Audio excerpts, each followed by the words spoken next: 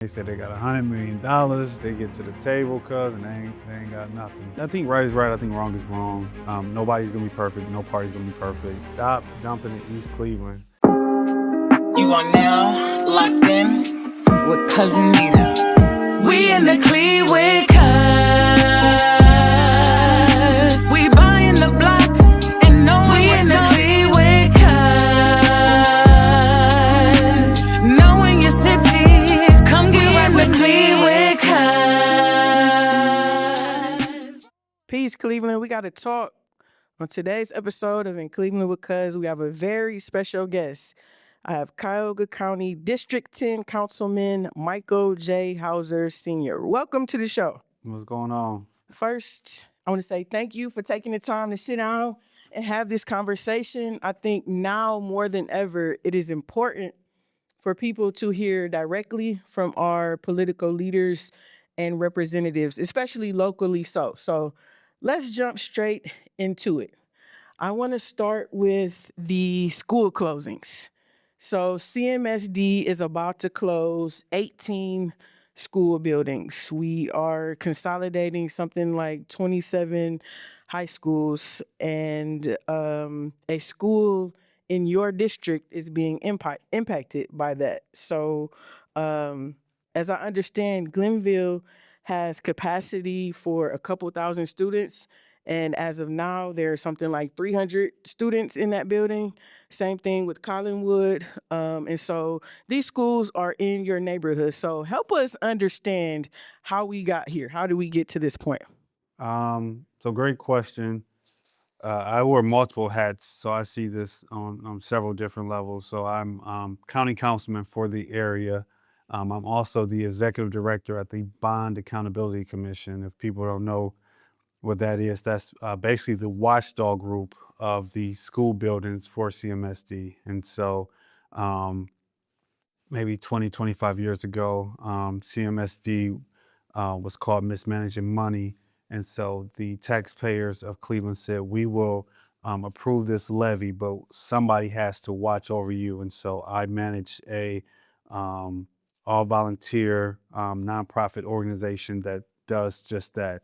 To answer your question directly, I think, in the city of Cleveland, we've been losing population. I think, I've seen the numbers. I've been in these schools.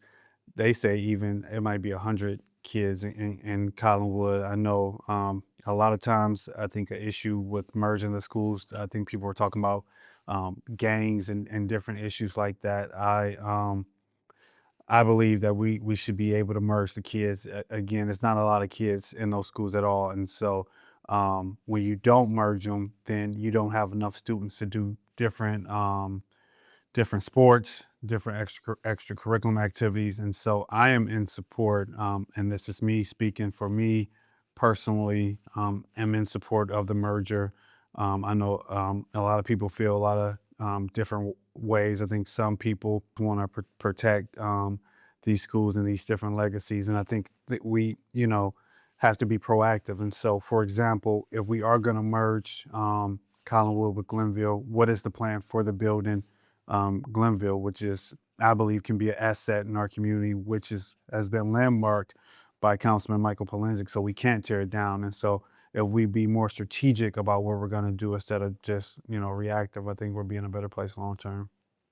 Got you. So that was my next question. What do you think will or should happen to the real estate, to the buildings? Because in our communities, we tend to have an issue with abandoned structures, especially sometimes those that are city owned or city maintained. So what happens with the structure? Yeah, so I know you said we were going to talk real, cause so I've been out here a long time. So I actually used to work for CMSD as well, and a lot of time what happens is that some people, even people from our community, see these buildings and they have grand ideas, and so they want to do this, they want to do that, and then when the rubber hits the road, they're not in position. Whether it's they don't have the money. They haven't talked to the stakeholders. They haven't talked to the council people. And so I think really being able to do something with these buildings. I would love for an incubator to go in our community. I think, maybe if one floor is Boys and Girls Club, another floor is the studio. I think Shaw, what Ray Jr. is doing at Shaw, I think the top floor was empty. Every room is something different that helps our students, that invests in our community. And so we can start thinking about things like that. I think it'll help our community in the long run. But a lot of times, man, they just be talking. They said they got $100 million. They get to the table, cuz, and they ain't got nothing. Yeah. That's understood. Okay, so now that we've sort of gotten into that, let me properly introduce you. So I know I did a little research. You grew up on the east side of Cleveland, went to Kent State and then Cleveland State, and now you're a county councilman. But who is Michael Houser Sr.? What made you want to do this work? So born and raised in Cleveland. I was born in Mount Sinai, which is not around anymore. I grew up on Buckeye, 126 in Buckeye, and then we moved to 130 Union. And so I'm a kid from Cleveland. I always wanted to help people. I didn't know how that looked. Never forget having a conversation with one of my older cousins. I think I wanted to be a police officer at the time, and he said, you can help people without being a police officer. And shout out to all our law enforcement who laid their, you know, who I don't want to say lay their lives on the line, but who are really in the community trying to help. And so as I was in undergrad at Kent State University, I saw a young man named Barack Obama, and because I thought he was the coolest thing since sliced bread, and I said, I don't know what he's doing, but whatever he's doing, I want to do that. And so from that day forward, I been working my way up through Cleveland politics. It took a long time for our young listeners. Nothing comes easily, especially in Cleveland, Ohio. So it took a long time, but I stayed consistent and kept at it. And so here we are. I'm the youngest member of Cuyahoga County Council, the second youngest to have ever served. Shout out to Anthony Harrison, who was the youngest member. Um, I'm glad that you mentioned that because I want to ask you, I want to talk a little politics here. So, how do you identify politically? Let me ask that question. I'm a Democrat. Okay. Okay. And so, what makes you align with the Democratic Party? And at this moment, would you recommend to Black people aligning with the Democratic Party? So I saw a video not too long ago, and they blew down everything the Democratic Party has ever um, done, from three strikes law with Bill Clinton to everything else. I believe, and this is me personally speaking, that this Democratic Party advocates for affordable housing and healthcare and all that other good stuff. I believe because Donald Trump and the Republican Party, when they speak, they're not talking to us. And you could take us however you want to take us. I believe they're not talking to us. I do believe wherever you're at in life, but I think there's more people in need than rich people, and I think the Democratic Party um, advocates between the two parties right now advocates better. At any point in time, if that were to change, would you say so? Would you publicly say so? Yeah, I mean, I think right is right. I think wrong is wrong. Nobody's gonna be perfect. No party's gonna be perfect. Um, but the values that align with, Republican, in my opinion, and even when you say Republicans, so there's levels to Republicans, right? But Because we mean Republicans, not MAGA. well, We there's got to make that Republicans, there's distinction. MAGA, there's Ohio Republicans, there's Cuyahoga County Republicans, which we're in a Democratic county, so even our Cuyahoga County Republicans ain't compared to other places. But in my opinion, the Republican Party don't even want people to vote for real, like what I'm saying. And so I think there's a clear distinction in party affiliation, and so if the Democrats were doing something wrong, I don't mind calling it out. But I'm I'm definitely a Democrat, for sure. Understood.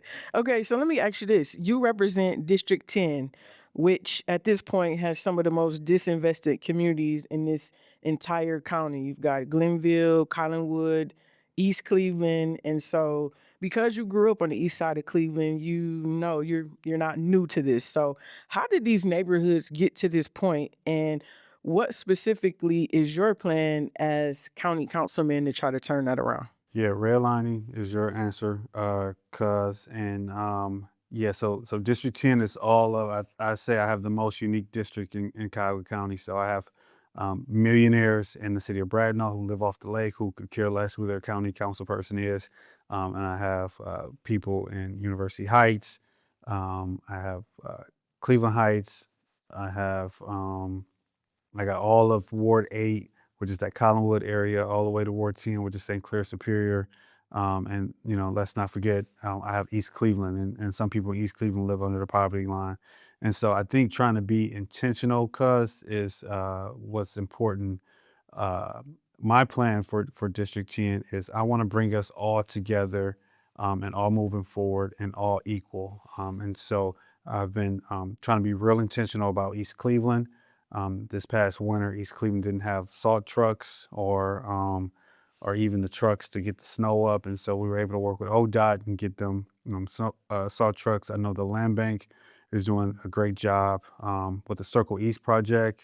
We actually took Pooh Gutter to see a couple houses not too long ago, and so just being real intentional about the investment. We have a basketball court up on Cedar that we're trying to get people to help us raise money so we have safe spaces for our kids.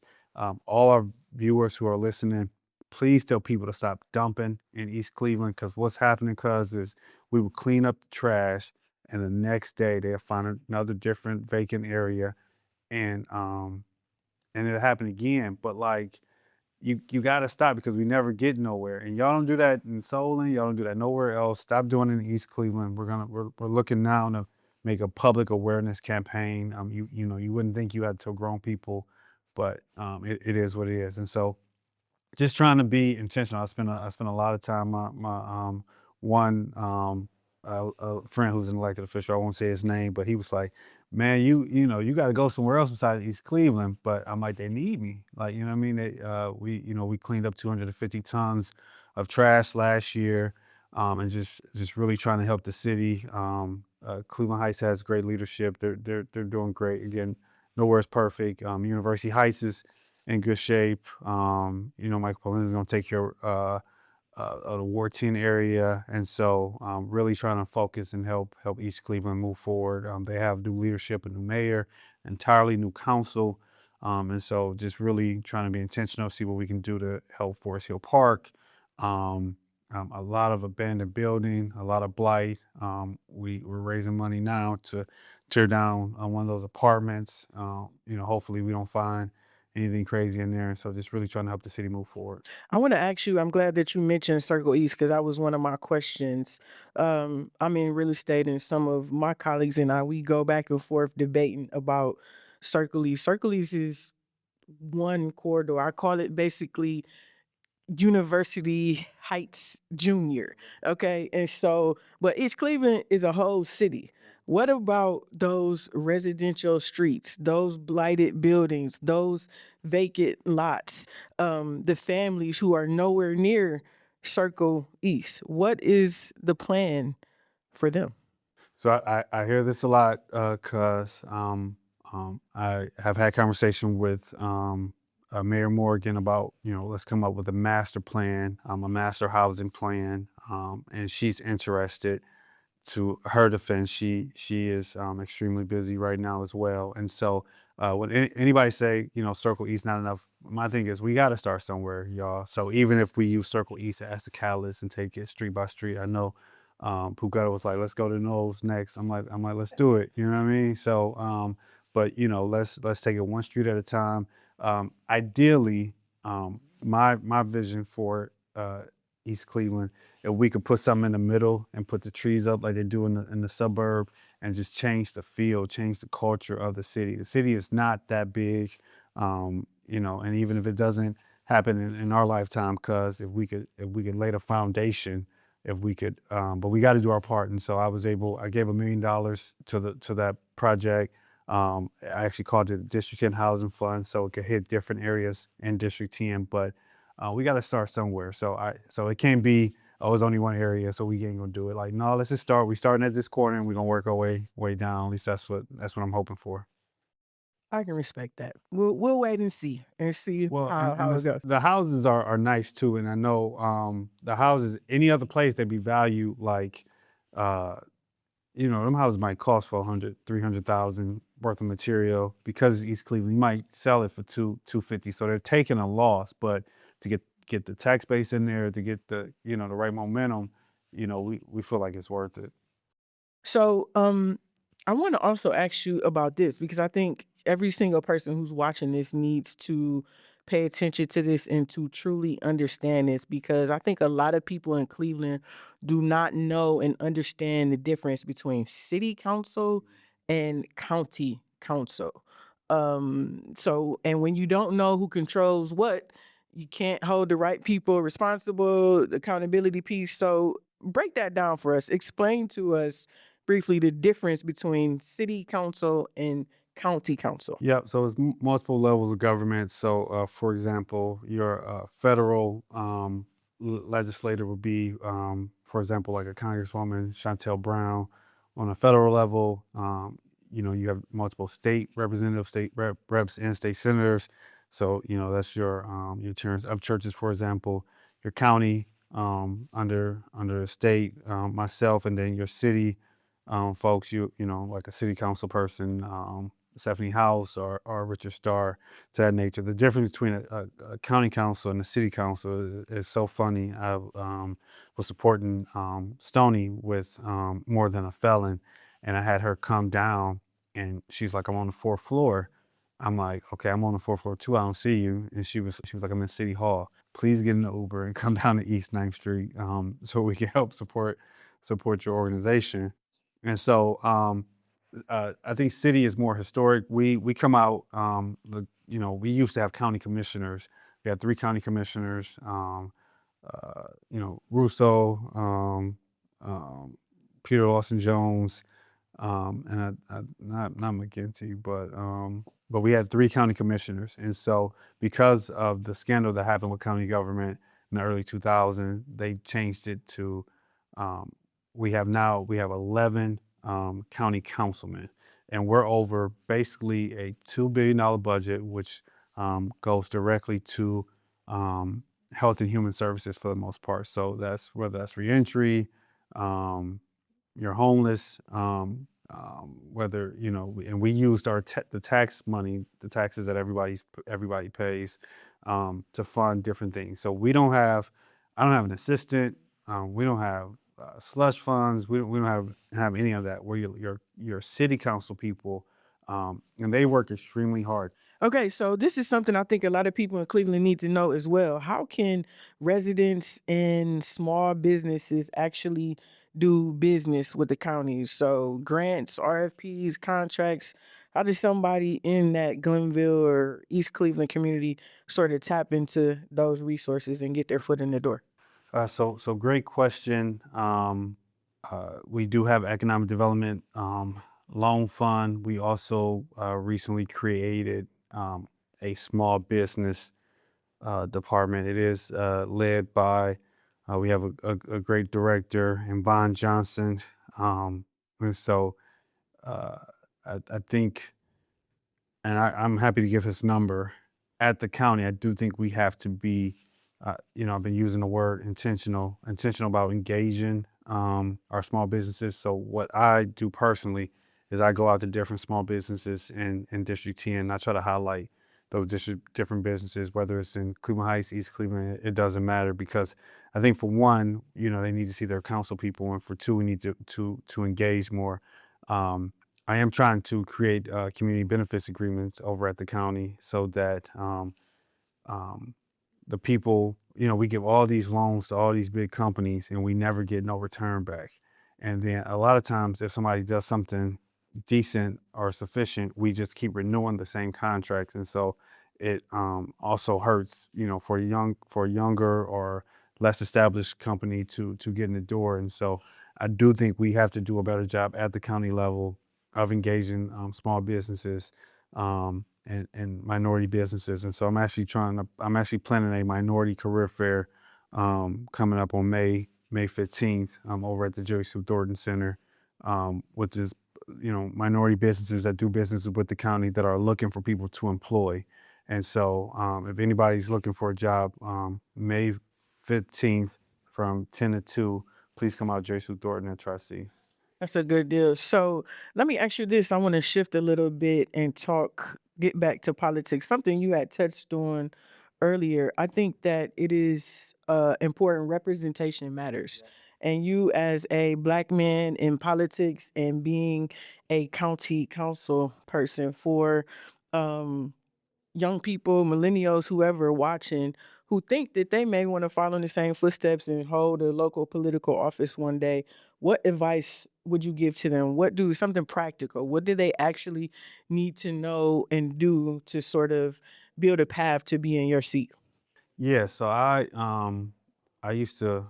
graduated from Lincoln West. South was my home school, and I used to catch the bus over to the west side. So I ended up graduating from Lincoln West. And I remember I was on the basketball team, but would not shoot. I would always pass. I made pretty decent So what, passes. you ain't had no jumper, basically was broke. They used to call me the point guard. But I always passed. But long story short, as a grown man, I never forget, it was like game winner. I could have shot it, passed it. He missed. And so, I'm like, I could have missed.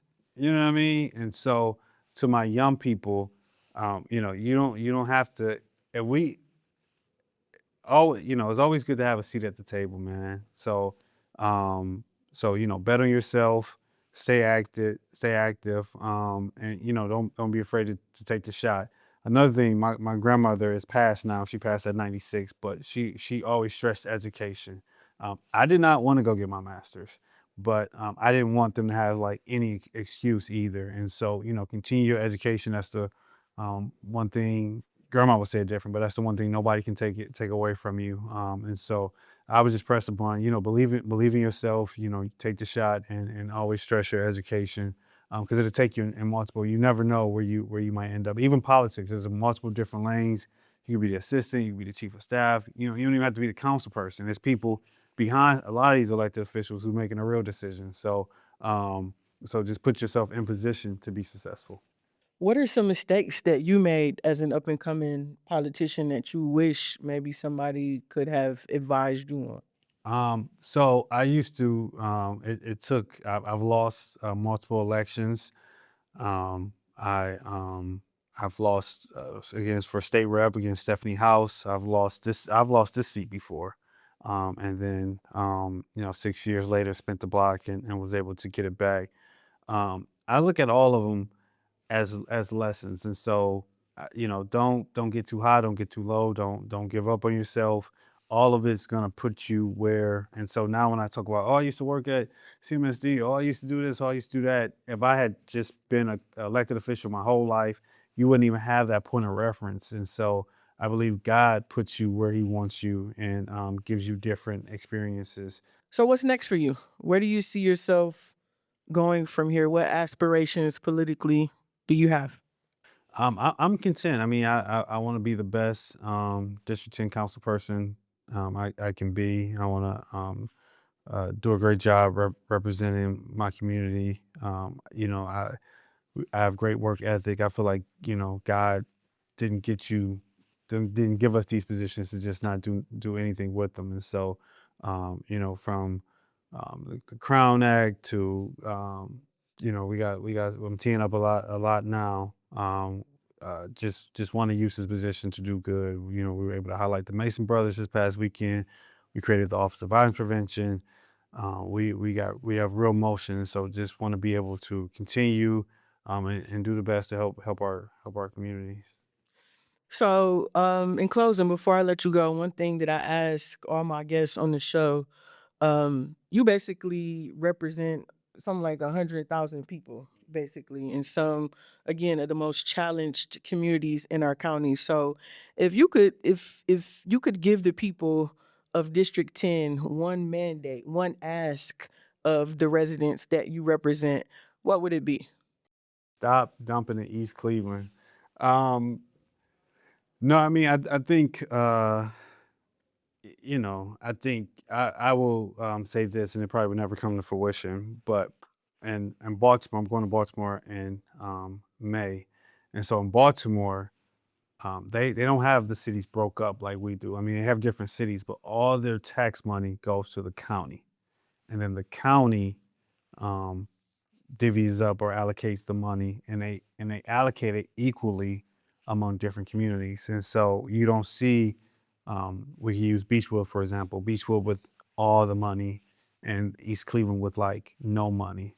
And so I think we have to do a better job here in Cuyahoga County of making sure that everybody moves forward together.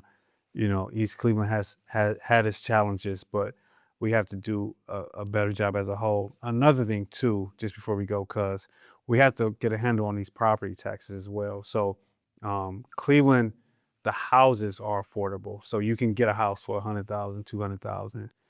Where in DC, they cost a lot more, but the taxes in DC are a lot cheaper.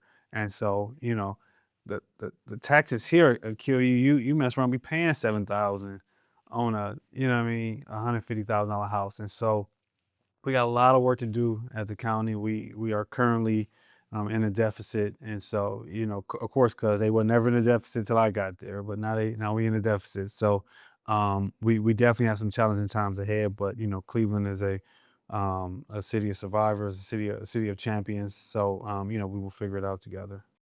All right, Cleveland. That is Cuyahoga County District 10 Councilman Michael J. Houser Sr. He says, stop dumping in East Cleveland. Make sure you follow him and know who your county council rep is and what their responsibilities actually are. Until next time, cuz I'll see you in Cleveland. Hey, Cleveland, on May 15th from 10 a.m. to 2 p.m., we are having a minority career fair. So anybody looking for a job, please come out. We have minority businesses, women, African American. We have minority businesses. Please come out.